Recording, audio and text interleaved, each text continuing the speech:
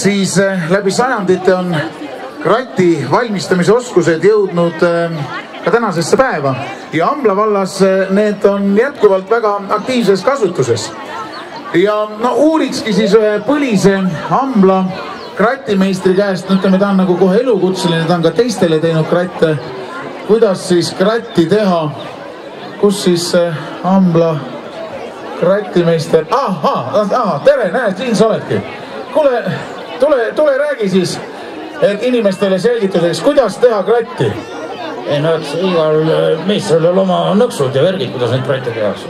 Aga mina olen võtnud põhilise seletud, et see ahju, see harp, et see on hea sikke värk ja siin on hea teha.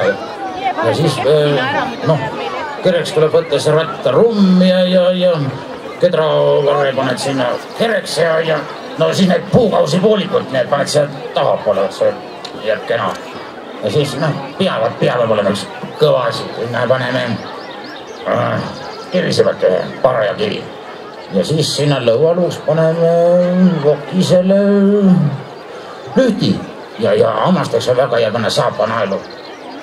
Aga jah, no vaat silmadeks peame vaatama ka, aga 2 klaasikind ikka kuskilt leiab.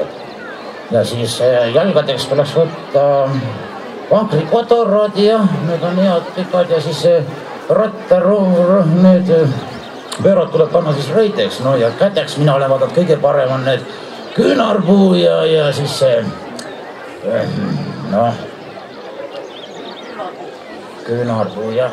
Aga kas need siis on nüüd, kusest sa siis need kodust võtad lihtsalt või?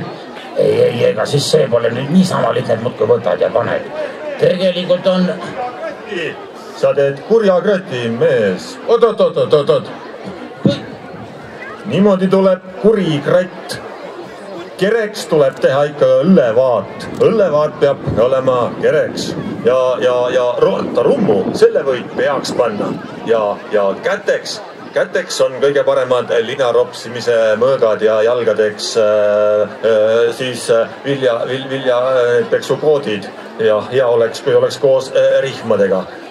Siis tuleb selline hea kratt. Aga mis sina teed ainult halbu kratte, teiste vara siin käid ainult tahmamas. Niimoodi, kogu aeg ju käis niimoodi, mul alles eile toodi puit õue. Kurat, sina oled puud pihta, üks jutt praegult.